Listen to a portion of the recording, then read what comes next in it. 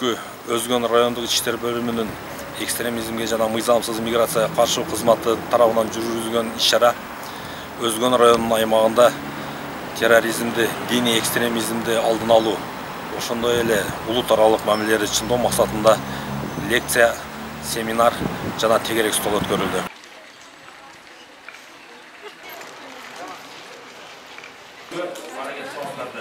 Мына азыр телефон, мына интернет, ошо интернет аркылуу канча башка агымдарды сөздөрүн, ошолорду лидерлеринин сөздөрүн угушуп, ошо туура эмес жолго кетишип калышыны биз алдын алыш үчүн биз өзүбүздү ата бабабыз карманып келген салттуу динди жөнүндө биз ушуларга жеткирип, ушуга бир аракет кылып атабыз.